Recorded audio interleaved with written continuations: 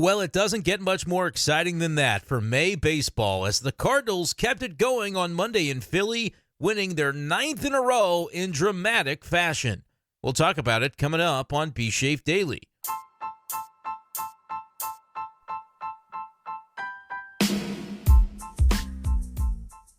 What's going on, everyone, and welcome in to this edition of b-schaeff Daily. Brenden Schaeffer with you. It is Monday evening, May 12th, 2025, and if that didn't feel like playoff baseball in May, we might have been watching two different ball games. The Cardinals win it at Citizens Bank Park 3-2 on a walk-off play by Jordan Walker.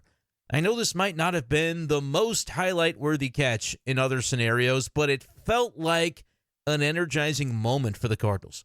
When you think about Ryan Helsley and the bit of a struggle that it's been for him recently to have outings like this one that go smooth 1-2-3 in the ninth inning, and knowing who was looming on deck, Bryce Harper, and knowing that the 9-game winning streak was right there to be secured, and Jordan Walker secured the baseball and the Cardinals win it. We're breaking it all down here on b-schaeff Daily.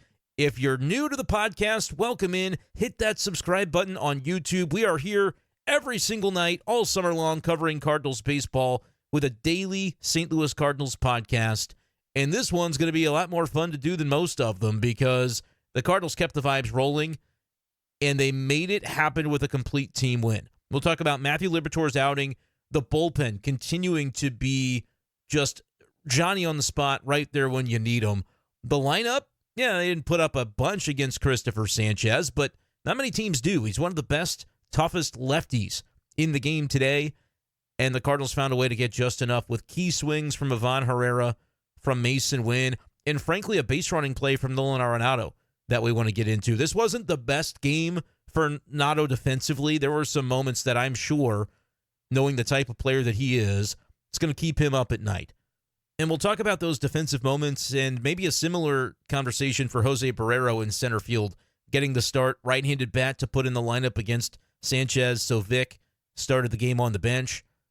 But I'm not sure for Barrero in center field that he had his most confident night out there either. Some interesting things, some meaningful baseball to break down here on b-schaeff Daily. So once again, hit that subscribe button or follow on podcast apps like Spotify or Apple Podcasts. Just search b-schaeff Daily.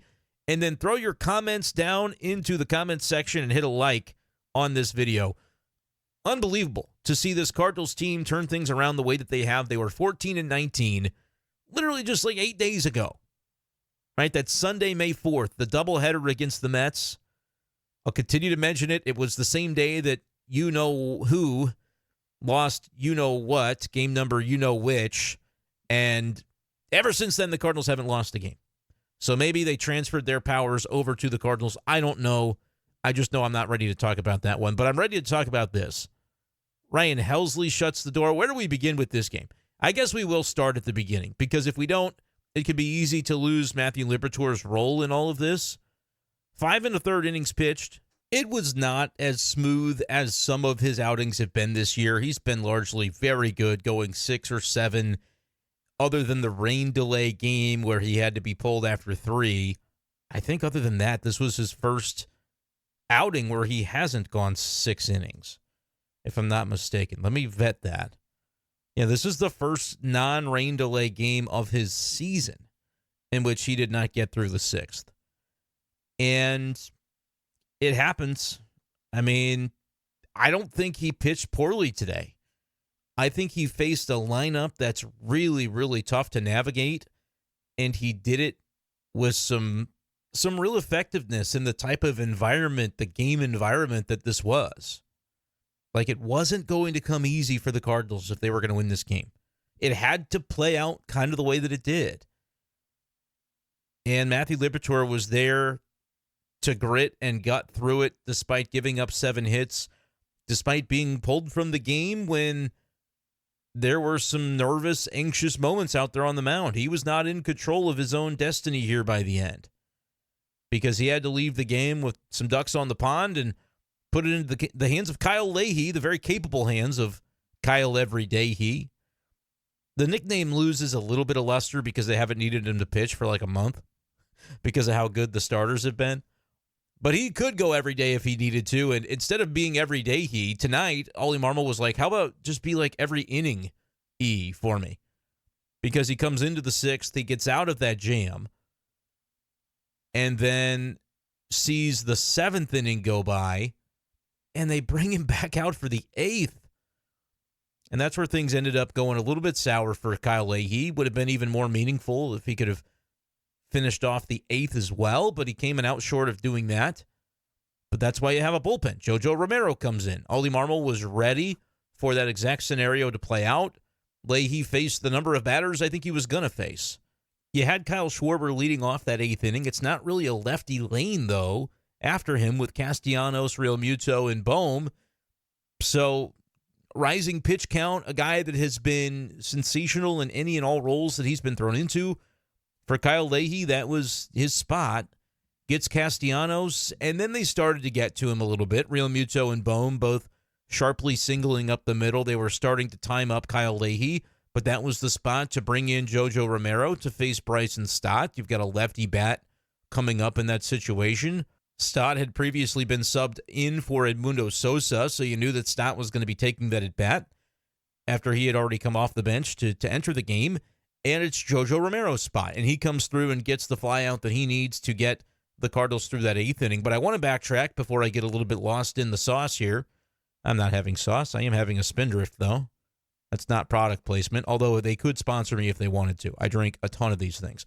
Anyway, the sixth inning is really where I want to trace back to, because I mentioned off the top that it was a weird night for Nolan Arenado defensively. He had a couple of plays that are just uncharacteristic of what we're used to seeing from him, and one of those happened in the sixth inning. Earlier, there was one to lead to the first Philly run, where it was a ball, I think, that was hit by Edmundo Sosa. Yes, it was. That just sort of ate Arenado up. He came back on it. It took a tricky hop, and he would have been able to maybe backhand the ball and then fire over to first base, and I think he would have had plenty of time to do it.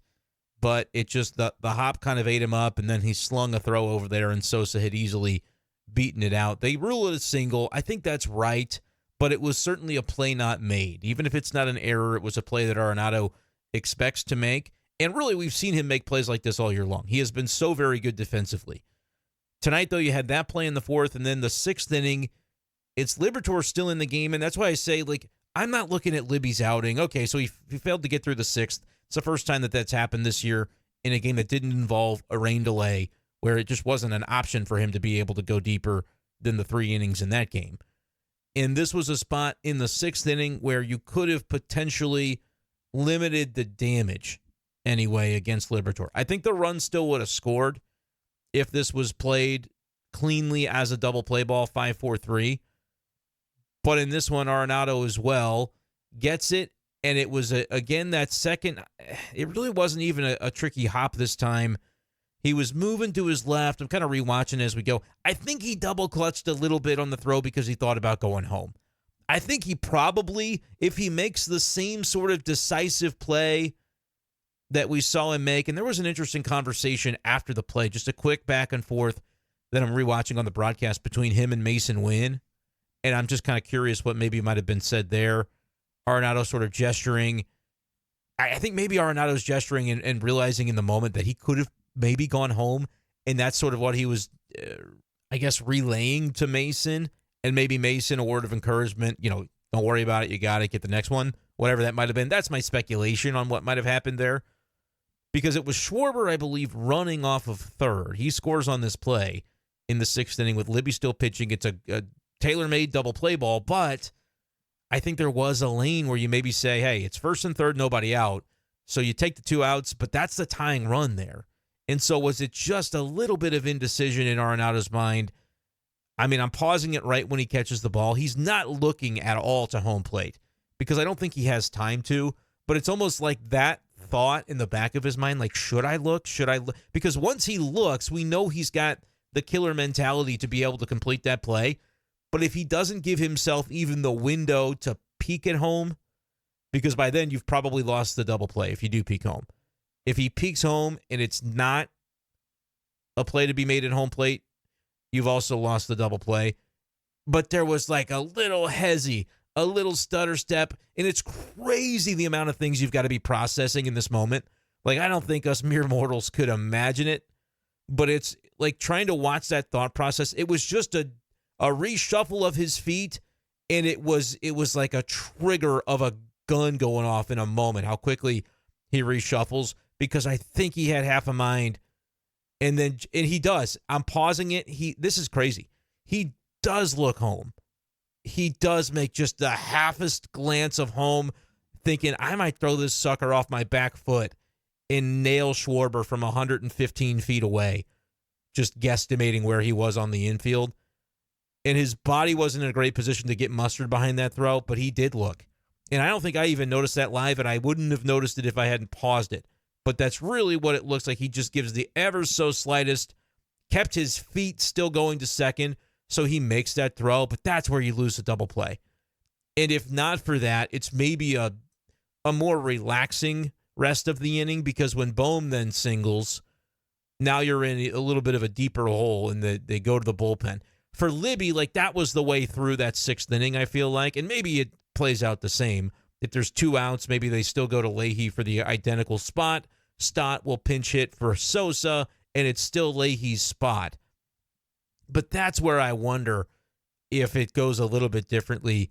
Nobody scored, so it didn't make that. I mean, in terms of the box score, it didn't change a lot. But with Bohm then getting the single, it changes Libby not getting through the sixth, which is what I kind of started this conversation talking about. And it was, again, the first time he did that without it being a rain delay game. But then Leahy comes in, and you could make the case that he might be able to go a little bit deeper into the eighth, if not for having to be used there. He maybe gets the seventh and the eighth. Who knows?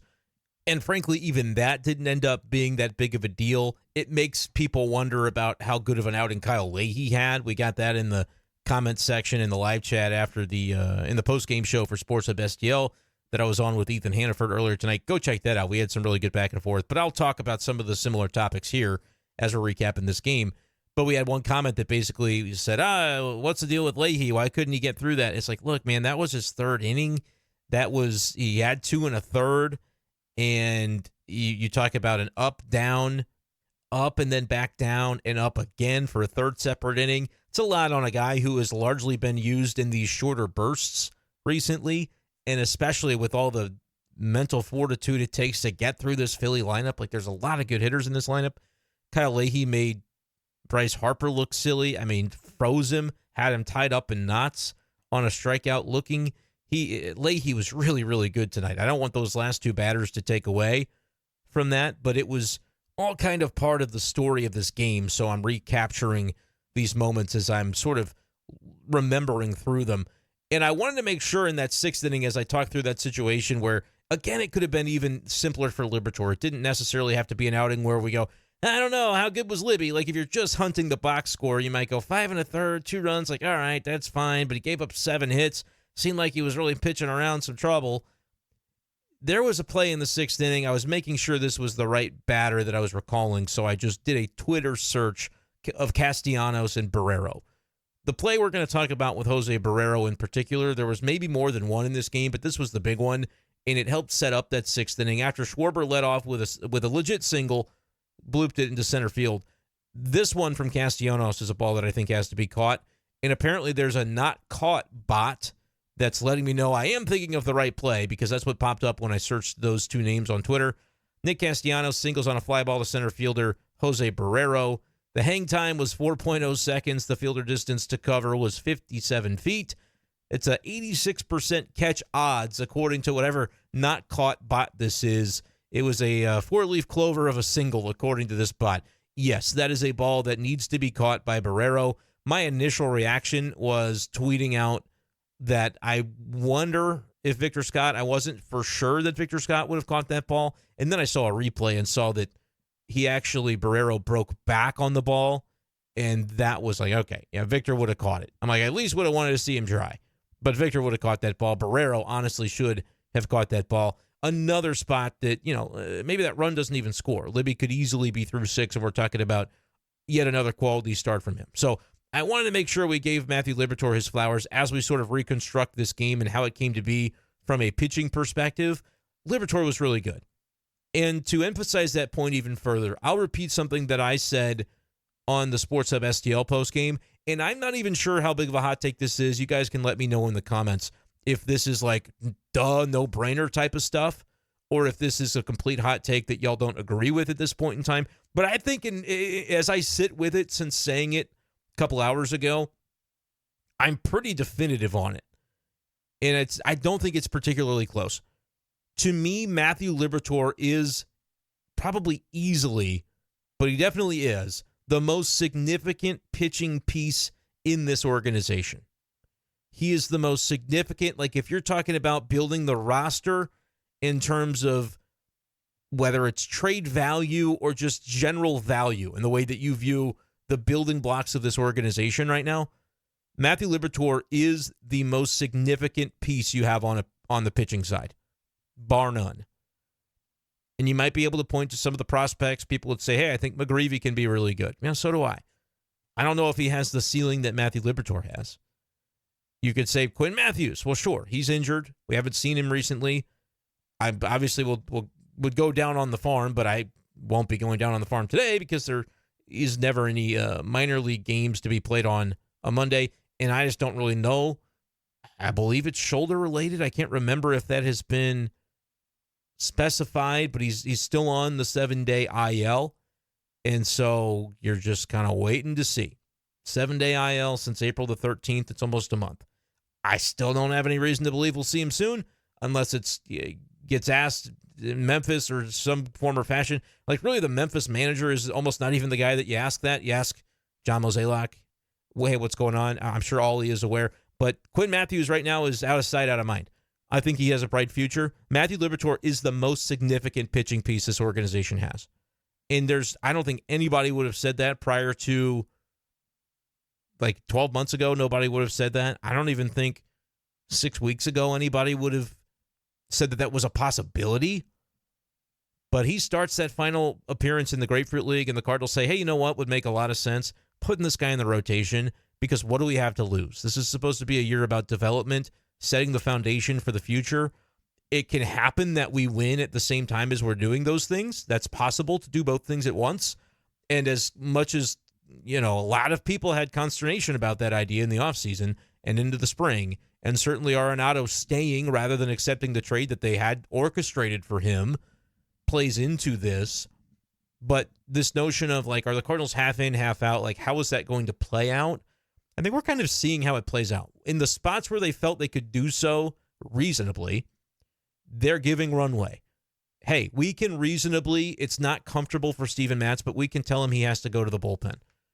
We can sell it to him that he's going to be part of a six-man rotation at some point, but his long-run future, if there is no injury, which normally there is one to the rotation, but if there is no injury, push comes to shove, he's got to go back to the pen.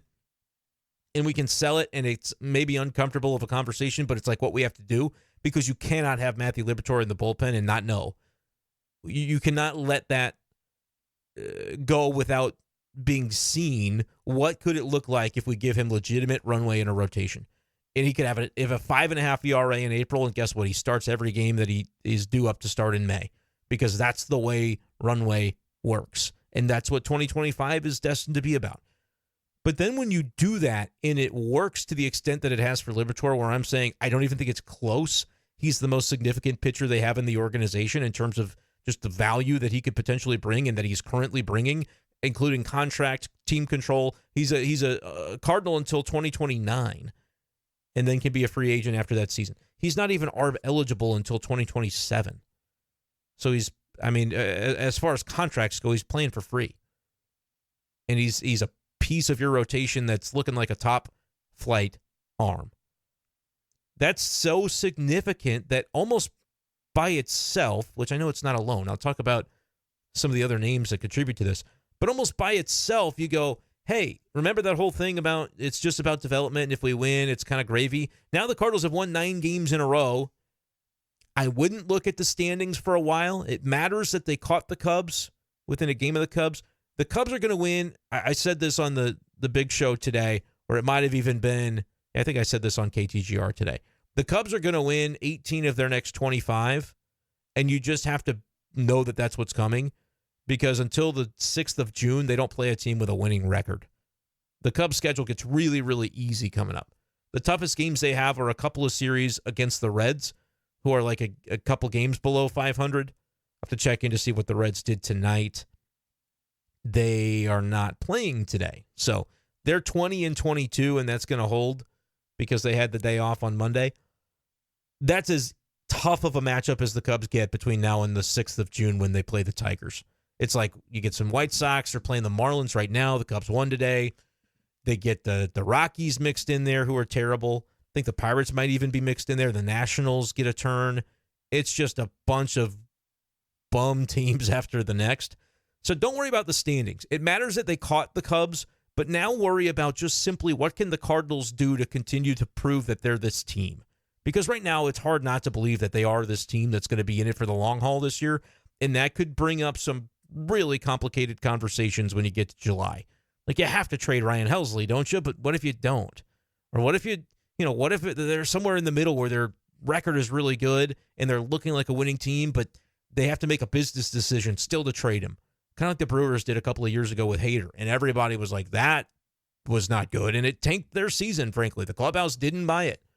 But can you buy and sell at the same time if there's something to be gained for this 2025 season? And like, when do you have to make that decision if you're the Cardinals in the front office? And by the way, who is making that decision? Is it John Mozeliak or is Chaim Bloom involved because it's his show next year? Like, I told you from the beginning, Cardinals fans, this is going to be a remarkably fascinating season of Cardinal baseball. And this is the kind of stuff I was talking about that could be possible if they're 3-4 games above 500. Right now they're 23-19. What if they're 5 games up when you get to July and they're like a game or two out of the division, but they're not really? Then you have a feeling for like the way that's going to go from a trade deadline standpoint. What if I make it even tougher on you? Because I think if they're 5 games over in the middle of July, they're still selling, and that's going to be tough. And Cardinals fans aren't going to be used to that, but there's a lot of them who understand what the why behind it. But what if they're 10 games up? And you're like, you're not going to trade your closer then, are you? You're not going to trade, you're going to sell from that, are you? If you're in first place, what do you do? It's going to be fascinating to talk about. But the only reason this is a conversation is because of guys like Liberatore in a transition development-based year. They're getting opportunities when day one of the season, you wouldn't have said Matthew Liberatore is going to have a 2.9 ERA and be one of the top pitchers in this rotation. And that's why the Cardinals are going to be competitive this year. You would have said, well, they didn't sign more free agents to fill that rotation spot, or like they're just going to lean on Steven Matz to fill that spot, and that's why we can't really expect much about the Cardinals this year. Right? This is the anti-24, because in 2024 they said pitching. We have to go sign 3 starters, because if we don't, you can't reasonably expect us to be a playoff team. Nobody's going to think we're a playoff team. Last year was about the optics of being able to sell to the fan base, like, see, we're trying, we can be a playoff team. This year is about, we just kind of have to YOLO it, and maybe against, the expectations of a decreased payroll and everything that includes not doing bleep in the offseason, actually we might be in a better spot, and we might be in a better spot sooner than later if XYZ go to plan. Well, X is Liberatore, he's going to plan. Y is Victor Scott, who, by the way, was not in anybody's plans to be this good. Aldi Marmol maybe knew it in mid-January when he spoke with him at the winter warm-up and then said he called Mozeliak and Descalso and said, hey, this guy's coming for someone's job. I just talked to him, and I could see the fire in his eyes. And he was right. He's taken that job, and I don't expect that Victor Scott's going to let go of it. Now, he didn't start in center today. Again, Herrera had a play that had to be made. And I wonder, you can just kind of steady and go with it for now, because I don't think Vic is going to be sitting again soon. Like, I tell you what, he's not sitting again the rest of the series. I don't care who it is that you're facing. It's 2 righties, I believe. So, it's going to be Luzardo and Nola. So that's not really a conversation. If it had been a lefty, I tell you who would have still been in there, Victor Scott, because I made the joke that, man, after that play from Barrero, and then there was one even later in the inning where it was a flyout. I think it was the Stott flyout on the first batter that Leahy faced, if I'm recalling correctly, where he kind of caught it, Barrero kind of caught it over the shoulder and didn't look super comfortable getting to it. And then it was Wilson Contreras making a diving catch to get out of that 6th inning, by the way, to help Leahy and the Cardinals out there. But I think that was the play where Barrero was like, that was the moment where I said, Michael Ciani, Ollie's going to want him on a plane tonight. But he really doesn't need him. Victor can play the next 18 innings defensively, and you can go from there. I do think it's a little bit of a shame that Michael Ciani is like the king of Philly, and he's not there for this series. Would have been kind of cool for him. But he's not a bat in this lineup. He's not a bat off this bench. And for a while, it just seemed like the Cardinals couldn't afford to not have the bats off the bench. I would make a case that right now Ciani would probably be a better piece for this roster than Barrero. And look, we can get into the conversation of whether the runway for guys like Gorman and or Walker runs out at some certain point. Walker's catch was, I don't think I've even talked about the catch yet. That's what ended it with Ryan Helsley being able to make a play where I think Vic even had a not great break on the ball in the 9th inning for that last out of the game. But it was just, one of those cases too, where I don't think he's going to call off Walker at the end, because to do it, Walker's going to have to move, and they couldn't occupy the same space of earth without Victor Scott perishing in an unfortunate collision with a 6'5", 250-pounder, whatever it is at this point for Walker's build.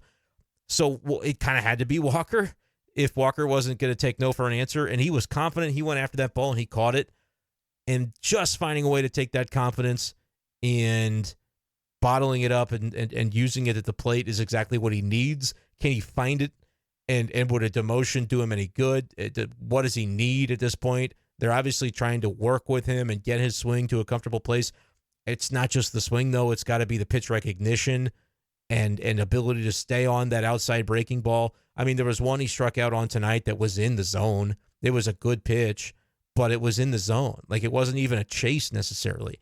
It's just where his swing's at right now on those pitches. And so I don't know what that ends up being. I don't know how the runway conversation bakes into that, because is there a point where you're like, hey, we're prioritizing other things than what we thought we were going to prioritize because this team's got a chance? And, we're all playing for our jobs. We're all playing for our futures here for the organization. Like, this all, at a certain point when you're playing this well, do you continue to ignore that and just say, hey, it's about runway? I don't really know. Walker's catch helps him win this game tonight. Again, people would say, it's a regular catch, no big deal. I thought it was a very clutch catch, and so I want to bring it up again to make sure we covered it. It's just one of those spots, though, where you're like, all right now, if what you value is Ivan Herrera's bat in the lineup, which you should, I don't care how many games a week he's catching, he's the DH when he's not behind the plate. And that means Gorman's maybe not getting as many at-bats. That means Burleson's maybe not getting as many at-bats. What they're doing behind the plate with guys like Pages and Pozo handling the load, it's going really, really well. They're handling the pitching staff. If it ain't broke, don't fix it. And so for right now, I still think the majority of the at-bats for Herrera comes as a DH. He hits a big home run tonight. Opposite field power just made it look effortless. That's not normal. The Ivan Herrera swing to me is not normal, but he's just that kind of hitter. And so you've got him in the lineup. But if that's the case, and you're not able to kind of occupy your catcher spot with that big bat of Ivan Herrera to open up the DH for somebody else, you're going to have guys that aren't going to be playing as often. And I think that's what you have to do. And it'd be nice if you could plug Herrera in a couple of times behind the plate and not feel like you're losing much off of Pages, but I don't know if that's the case right now. And so you focus on what you can focus on. The big thing is his bat, and you worry about the rest later.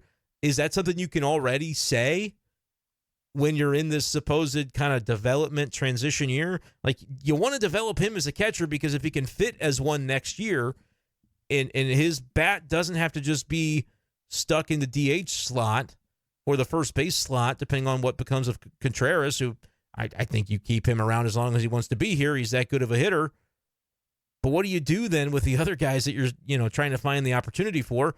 And do you concede that with Herrera, that he's not a catcher? Or is it more about his DHing right now, and it very well could be this. It's more about the knee, and they're just wanting to make sure he's back and ready to go. It's an interesting dichotomy, though, because he had to catch a bunch of games just to get back here as a DH, and now he hasn't caught in, it hasn't been a week yet, but it'll been a half a week, and we'll see, man. Right now, I wouldn't put anybody back there that's not Pages or Pozo for as long as the Cardinals are rolling this way and they're getting these efforts out of the pitching staff, like, don't change it. Don't look the gift horse in the mouth. But at the same time, you're supposed to be developing certain skill sets this year, and one of those is, hey, what does it look like for Herrera behind the plate trying to throw out runners and game calling and everything like that? It's also very fascinating to me. I know I go stream of consciousness, but there's so much from this game that I think, in this streak, that I think kind of parlays into what this season can become or has become. And it's fascinating. It's compelling. It makes me start to think about the trade deadline in ways that I just don't even know that they're realistic. But could you buy and sell at the same time? I was looking at Luis Roberts' numbers tonight. I know it's a complete pipe dream. He'll be traded. He'll be rescued from that White Sox debacle. Go to somewhere like the Dodgers or the Phillies or the Red Sox. Like, it's going to be one of the usual customers. But could you imagine adding him to the lineup in sort of like a bounce back, rebound, what do they call it? Fresh slate, change of scenery.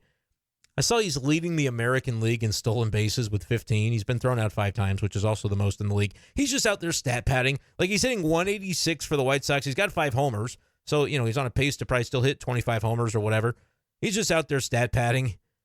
15 stolen bases. He's like, can I get to 50 on one of the worst teams in the major leagues? Like, why not? But his numbers offensively are a wreck. I don't think the Cardinals would trade for him. But you start to think about, man, what would that lineup look like with him in the mix? Who else could be out there at the deadline where the Cardinals, it could be a transition to, you find another core player where you might have to give up something to get something for sure. And I think it's very difficult to imagine the Cardinals buying hardly at all, especially with, like, all right, if you really wanted to do it, you'd have relief pitchers, or pardon me, not relief pitchers, but pitching prospects to trade, which most teams always want. That's the currency at the deadline. The Cardinals have some good ones. They're all hurt. So, like, you can't even extract value from those guys in the short term. And you've got a bunch of guys on 1-year contracts that are expiring that you probably need to be selling at the deadline to realize the value of what those assets are to your organization. But they've won 9 in a row, and they're 4 games up. And look, this is a stretch where if they can just, at this point, I would say the next 5 games, you win 3 of the 5. And you talk about a 7 out of 9 on the road trip. You can put those can't play on the road woes behind you, which they've already done. I mean, they've won 4 straight road games. I know the record is still being drugged down by what they did early, but they're a good team right now. They're playing a brand of baseball that translates. They didn't play a good game defensively tonight, and they still found a way to win a game where you almost have to play a good game defensively to win that game, and they didn't in all facets. They had Barrero, an adventure in center field, and Arenado made a couple of plays that came back to literally cost them runs. I would say Arenado, with his base running, though, gained them a run. We talked about the homer by Herrera. The Masyn Winn homer was a fastball at the eyes that he just slugged out against the lefty. Really impressive swing by Masyn Winn. He's a player that's just going to continue to get better and better. But that was a clutch swing as well, because after the defensive kind of miscue, the game ties, you come back and the Phillies are hoping to be able to identify that spot and get that shutdown inning, and they don't. It's Masyn Winn with a homer in the 7th, and then you're like, well, how do we finish the game? It's a lot of Leahy, it's a little JoJo, and it's Ryan Helsley having a 13-pitch, very uneventful 9th, other than the way that the final ball was caught by Walker. 2 strikeouts in that 9th inning for Ryan Helsley, and so they find a way to get to the end. Arenado is the play that's kind of lost in the shuffle, but I thought it was so indicative of where he's at and the edge he's playing with. And look, maybe that manifested in a way that didn't really benefit him defensively, because he was kind of trying to process so much and overthink, and he maybe cost himself a little bit in terms of not just letting the instincts take over to make a couple of those plays. But base running wise, to tag up from first to second on a fly ball to deep center field, to get the hand in there before the tag on the shoulder, and then immediately point to the dugout and say, hey, you're going to want to challenge this because they call me out. I'm not out. And he was right. He was immediate. He was into the game. You know what I mean? Like, there have been times the past couple of years where the Cardinals aren't playing well. You got that sense of, how in is Arenado really right now on like a day-to-day grind aspect of it.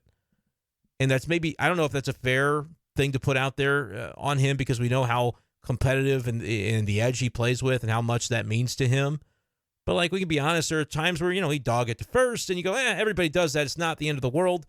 But you're not seeing that from him right now. You're seeing him try to take every inch.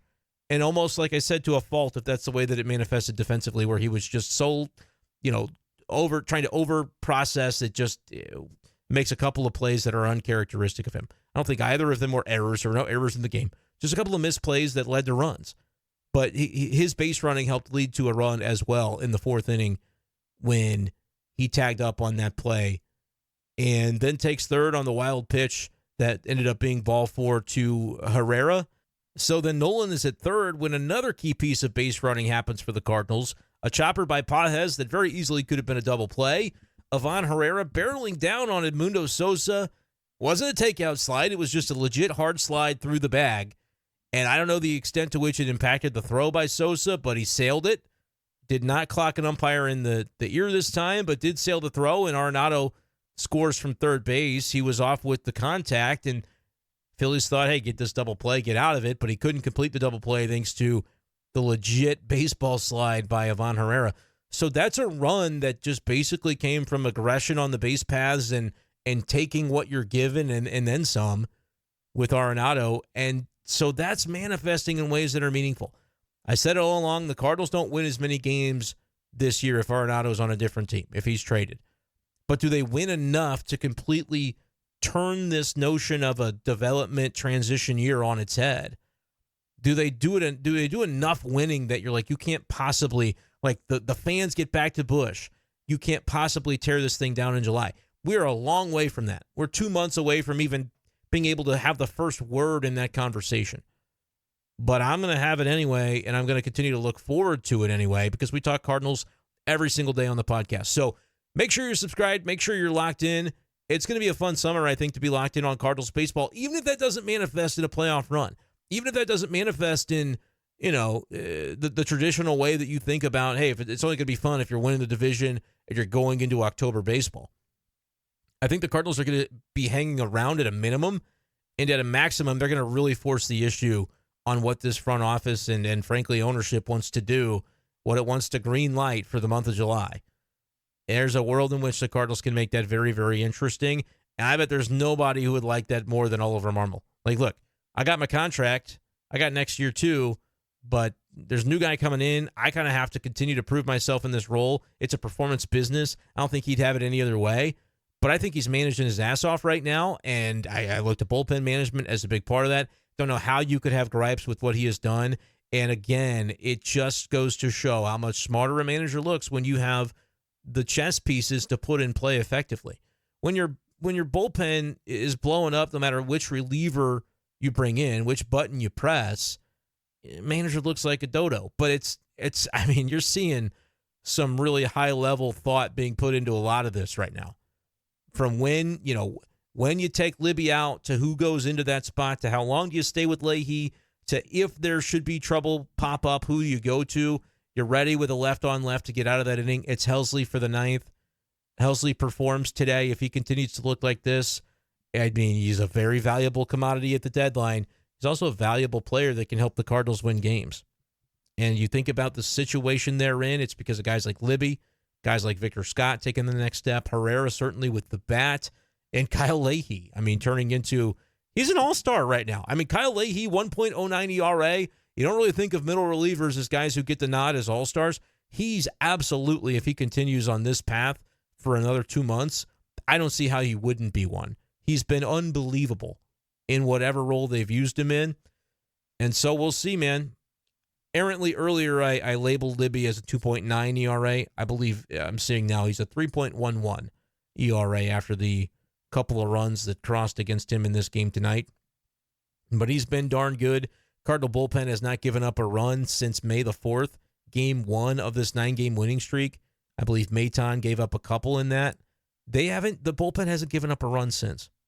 There are so many aspects of this team right now that are so compelling to watch. And we'll continue to watch them, but we're coming up on 40 minutes. We're coming up on late when I'm recording this on Monday night. So I'm going to get this out to you guys. Again, let me know your thoughts. I want your full feedback in the comments. Anything you want, throw it my way, and we'll continue to talk through things, all things Cardinals baseball, all summer long on B-Schaeff Daily. Thank you guys so much for listening, for supporting the show, One quick mention of the membership for the channel. If you'd like to support me in that way, link is in the description below. Other than that, we'll talk to you next time on B-Schaeff Daily. Peace.